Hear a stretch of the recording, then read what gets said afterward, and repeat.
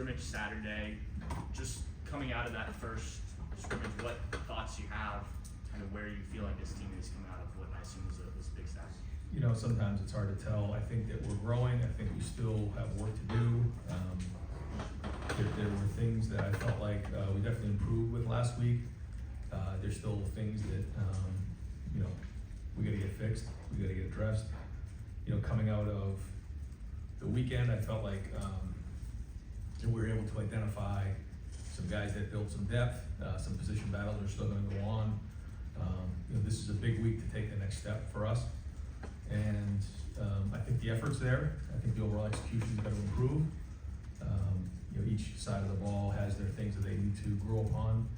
And you know, this is kind of the last week to do that, because after this week, you know, we'll have our scrimmage on Saturday.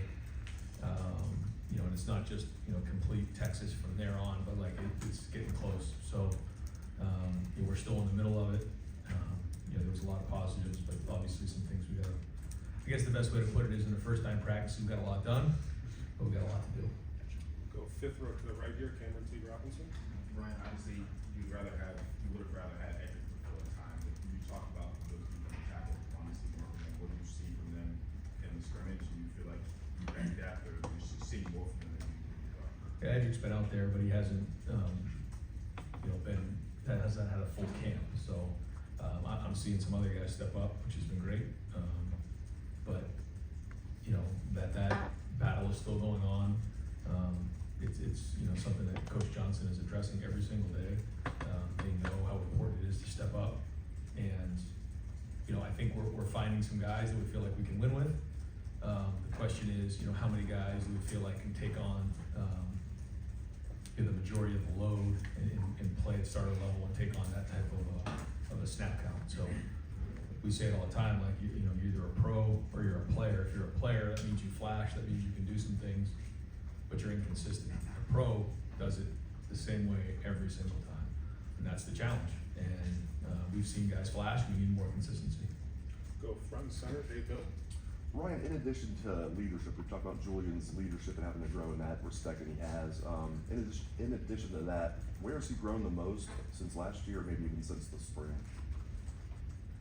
Decision making, you know, command of the huddle, timing, anticipating as opposed to reacting.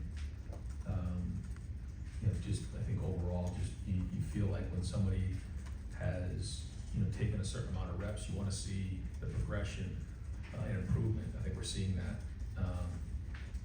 And you know, last year there were 5 quarterbacks, so those snaps, you know, got spread pretty thin. And now, you know, he and Lincoln are getting, you know, a lot of reps, and so they're improving. And that's, again, you talk about a pro or a player. You know, pro remembers because he's done it before. A player is learning, and I think, you know, for him, he's starting to remember more because he's done a good job, you know, of getting mental reps too. Because you know, he's getting those physical reps now. But last year there was so many mental reps. We had to sit in the back and watch Will and Dev. But you know, this year he's getting the physical reps. But because he put those mental reps in on the front end, you're seeing growth, you know, from both guys. Over here to the right, Adam King. Building off of that, how did they look last week? You called it moving week. Did you see any separation from the two guys?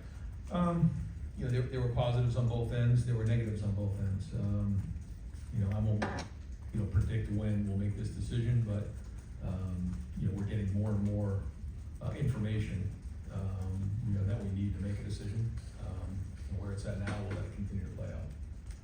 We'll go back row, Dan Hope. Yeah, you mentioned last week Austin to take reps at left tackle. Yeah. A couple of players, you talked to Philip Daniels this past week. Where are things kind of at right now on both sides of that? Yeah, you're seeing, you know, Ethan's playing tackle, moving to guard. You know, Tegra's playing guard, but you know, he can bump up tackle as well. You know, Austin, Phil, both playing tackle. You know, Luke is inside, Carson's inside, Josh Padilla's inside, Gabe Van Sickle's inside. You know, you're seeing Ian Moore play tackle. And so the idea of a primary and a secondary, I think, is going to really pay dividends down the road.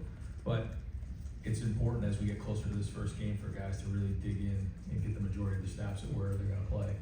So, you know, we're seeing Austin, you know, take a lot of snaps at left tackle, and we're seeing Phil take a lot of snaps at right tackle. You know, and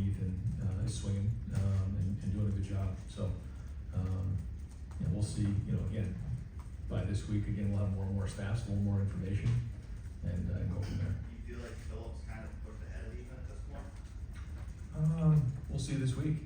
We'll see. I mean, there's enough on film to lead us to believe that we can win with both guys. Who ends up starting, we'll see. Over here to the right, Dave Holmes. I didn't have a hand up, I'll ask a question. Sure. So Ryan, as far as things, you mentioned that next week is you kind of last week before game week. I mean, what are the things that you have to settle up before you get to actual game prep mode? Well, I think what you're trying to do is you're trying to figure out what your identity is, but you're also, you don't call it a laboratory. There's probably like 15 to 20% laboratory of like, all right, can we do this? Are we able to, look at some different things? Yeah, we have a little bit of time to do that, but we also want to know what our identity is. We also got to get back to fundamentals because we know how important that's going to be in the first game. And so, by the time we get to next week, we're still working on fundamentals. We're still going good on good, but we're starting to really, dive into game plan stuff 2 weeks out. So, it's also good to install things that you're gonna need down the road that you may not need in the first week. So, you're building those things up so that when you can pull them out in mid-season, you have some stuff on film that you can work off of. Guys have physically done it, body repped it. That's an important part of the preseason. Second row middle, Stephen Means. When you go into the first scrimmage in fall camp, when you have a quarterback battle, it doesn't sound like you went into this thinking that you're going to find your starter after the first scrimmage. Maybe you wanted to have multiple scrimmages. So what did you want to learn about Julian and Lincoln in scrimmages in fall camp versus what you're maybe seeing in the spring? Well, I think everything gets ramped up when you get to the preseason. We're installing in the spring. It's offense versus defense, and not every play is designed to attack certain coverages and things like that. You want to do that a little bit when you get into the preseason to see how they're able to respond to that and handle that and be a competitive excellence. And so, it's much different when you're just doing 7-on-7 and throwing and catching the ball, as opposed to everything that comes with the game planning. And as you find yourself later and later in the preseason, guys have seen routes before, they've seen things, so you have to adjust, and then you got to go put it on the field in scrimmage settings. And so, it's more game-like, and we want to see guys perform. And right behind us, Spencer Holbrook. Ryan, what are you seeing from Jalen and Malik in the safety battle, and where does this thing stand right now? I think Caleb certainly runs the show back there. He communicates well. He has a certain level of confidence that I think rubs off on the other guys. Communicating, getting everybody on the same page, and I think that's starting to show in both Jalen and Malik and Leroy and the guys back there, in their play. So we were able to tackle a bunch on Saturday, which was good, and we'll kind of see how this week goes. But we're seeing growth from those guys on the back end. We're gonna need it. It's an important position, as you know. Front row, Austin Ward. I know that no quarterback competition that you manage is the same year to year. You also talk about like your experience over multiple years handling these. When you go through this one, is there one in your mind that you could compare what you're dealing with right now to any other point here? Yeah, actually, I remember kind of with Dwayne and Joe, it was similar. Just in terms of the skill sets and the makeups, and so it's interesting to see those two guys competing with each other. Like you said, nothing is exactly the same, but it's similar in certain ways. But ultimately, it comes down to how they perform on the field.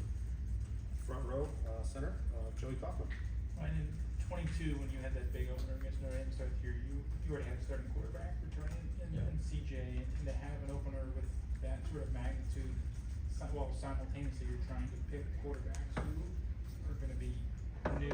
What effect does that have in terms of the timeline or process to have that game kind of breathing down your neck? Well, we have two guys that are getting the reps, so that's good. It's not like we're getting 3 or 4, and there's so many reps in practice. We've taken that into consideration. We're trying to get both guys ready to go in the game. I think we have to have them both ready to play in that first game, and then again, as we get closer here, we'll name a starter and go from there. But we're gonna need them both, and that's the goal right now, is just to get them both ready to go, figure out what they can do. That's similar. Try to figure out what they can do that's different from each other, and so that they can go play well in this first game, because this will be their first start. You know, I mean, Lincoln played, in the bowl game, but he didn't start, and Julian's never started a game, so, we gotta make sure we're giving them things that they can do that fit their skill set. Right behind him, Jeremy Birmingham. Right, relative to your own expectations, understanding you lost a lot of players on offense and defense, is there one side of the ball, or maybe just your assessment of both sides of the ball, are you ahead of where you thought you'd be? Are you behind where you thought you'd be? How do you stack them up versus what you expected coming off of a lot of attrition, but also a national championship? I think some days, you feel like and other days you feel like you don't know, because there's so many new faces out there, on the field and coaches as well. And it's just different.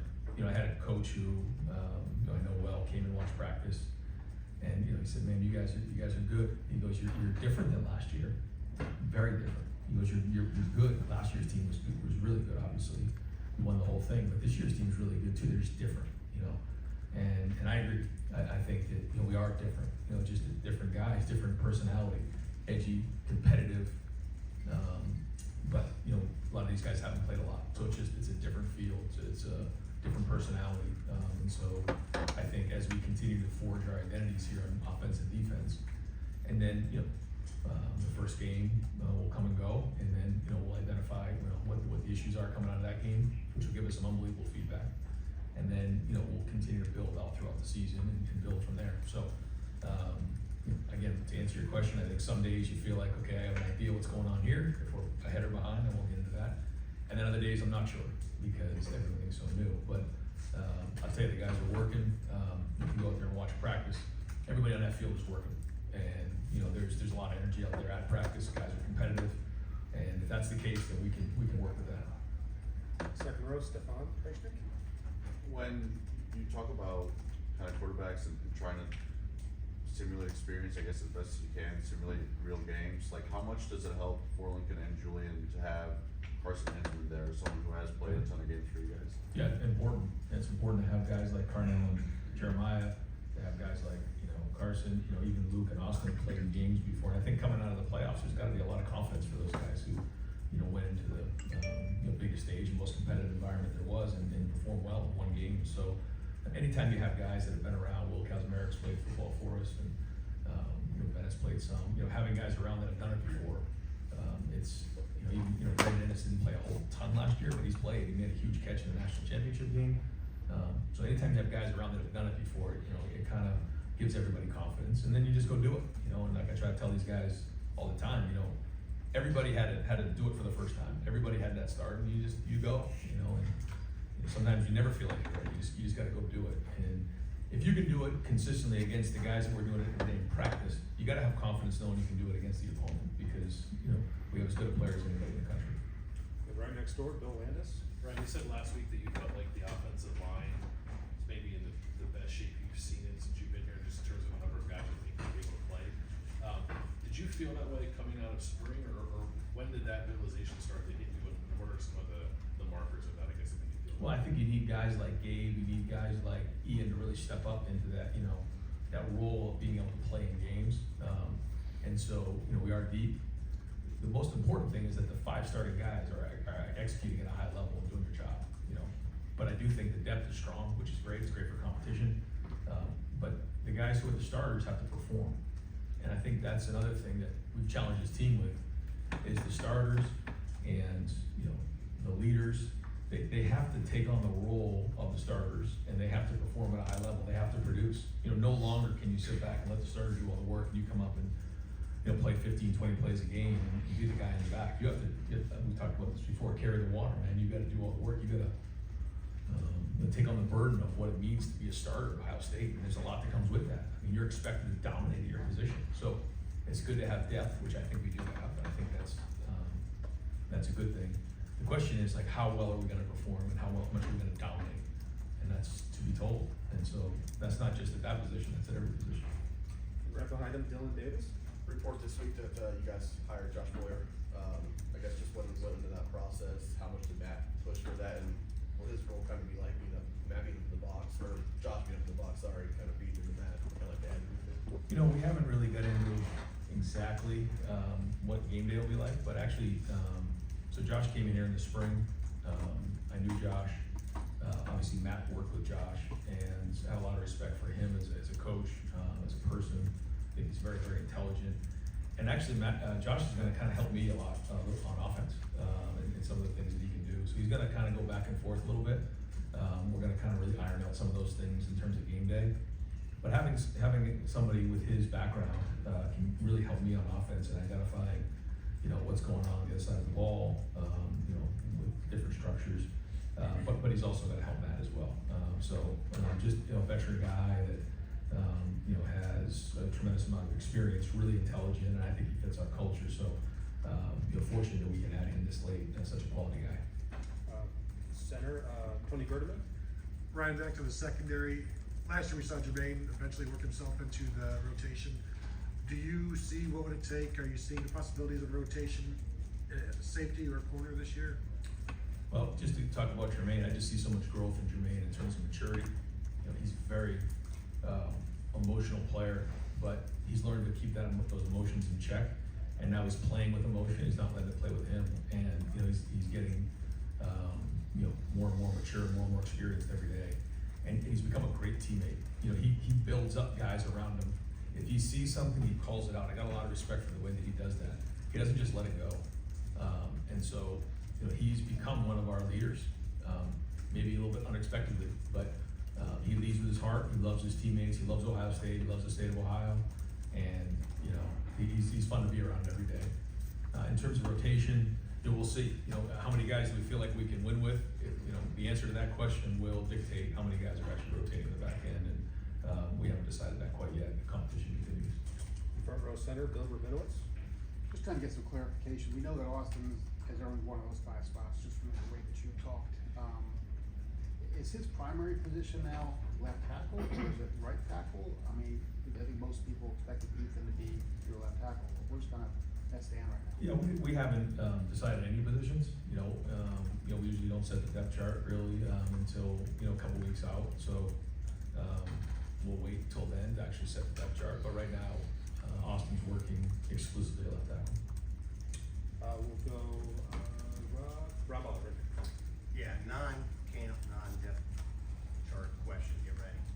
So the dispatch, ran a poll entering the season, always dangerous. And here's one of the questions. How would you rate Ryan Day's 6 years as head coach? Excellent, 54.5%. Above average, 39.6, average, 3.4, below average, 1.3, poor, 1.3. I don't know what you did to the 1.3. But Probably cut him off on Right. 15 the other day. Knowing how fickle fans are, we won't go there too much. How does that make you feel to hear that 95% think that you're doing either excellent or above average when late last November you could flip those numbers? I think you just come to the realization when you're in this position, you just have to have thick skin. You can't worry about those types of things. You have to stand on the principles and values that you believe in. You know what the expectation is, and then you just go from there. When it's all said and done, I've said this before, you have to win games, but winning games just allows us to continue to do what we love here. And we know what that expectation is. I know what that expectation is, and the responsibility of running a first-class program, doing things the right way, caring about people and winning championships. And that's it. I mean, that's the focus. And so every single day, that's my job and that's the coach's job to continue to drive this building to do that. So that when we all get together on Saturdays, in Ohio and throughout the country, we're proud of the Buckeyes. And it takes everybody. I've said that before. It takes everybody. It takes the red coats at the game. It takes all the fans at home who are watching it through the TV, who are sending great energy. It takes the fans who are supporting the players. It takes the people in town who support the players in good times and in bad. I mean, it takes the guys in this room who support our team. And I mean, it takes everybody. And that's what's special about Ohio State. And my job, everyone has to do their job. Everybody has to do their job on the field. The kicker's got to make the field goal. The defensive end's got to rush the passer. You know, the quarterback's gotta throw the ball, you know. The kicker doesn't need to know how to block, you just gotta kick balls, you know, everyone has to do their job. And, you know, my job is to be the head coach and just drive it and keep pushing and make sure we take care of these young men. One of the things that I think we lose focus on is that this game, we're still developing young men, and this game still has unbelievable lessons to learn from and grow from. And, you know, the character of the guys in that locker room is something we take very, very serious. And I think that anybody who's around our players, who get a chance to interview our players, to get a chance to see them around town, know the type of people that we have and the expectation of holding themselves to a higher standard, because that's what it means to be a Buckeye. And so, you know, my children really don't remember anywhere else, you know. They remember moving to Ohio, and this is what they've known going on 9 years. And so, you know, it's in our blood, and it's who we are. But are you sleeping better? No. No. We can open up with Texas maybe. But you wanna take a deep breath. I mean, the first game is a monster right out of the gate. And, you know, I'll just say this, you know, we're excited about playing in that game. I know Buckeye Nation is fired up. It is gonna be an unbelievable atmosphere. And I'm not gonna get into it now because we're just under 3 weeks away, but we need the shoe rocking. You know, just like it was for the Indiana game, just the way it was for the Penn State game, you know, a couple years ago. You know, they can't get away with the clap. I mean, we've got to bring it, to put them on silent cadence. It's gotta be the loudest it's ever been. And what an unbelievable atmosphere it's gonna be. And so, you know, we remind our players that, like, this game is here. You can't all of a sudden just get fired up the week of the game. Like, we're playing that game right now, every single moment. And so, even while I'm here, I gotta get back and watch film because we got work to do.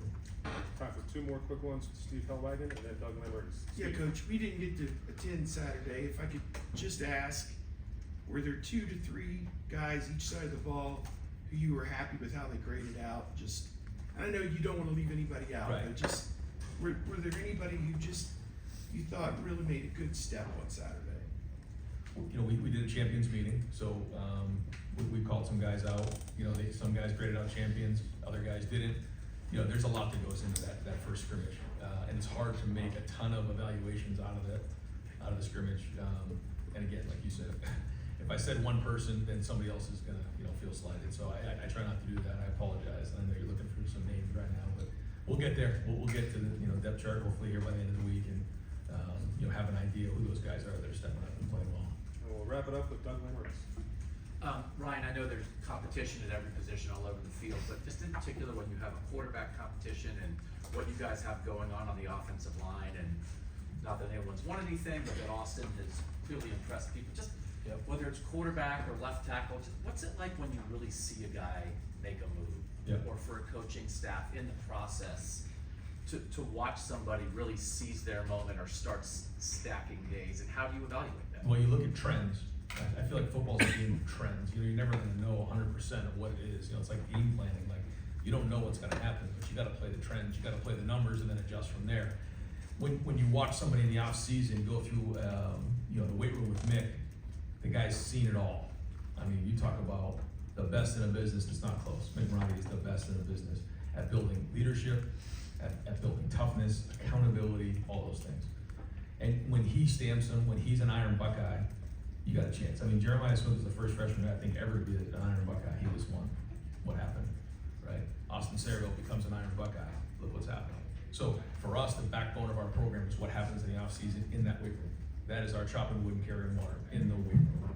And so when you start to see that happen, you can almost predict what's gonna come next. Have there been guys who have done really well, been gold and Iron Buckeyes that haven't played a lot? Yeah, but not many. Those are usually the guys that find a way to get on that field. And so, you know, I say it all the time, if you wanna be successful here at Ohio State, grab onto Mick and be an Iron Buckeye and be a gold guy. And so, I think we had just over 40% of our team gold, which is not easy to do. I think last year we were right around 43, I think this year we were right there too, and that's a good sign. So, you know, you're starting to see some of those guys separate who put all that work in the offseason. All right, Coach, thank you.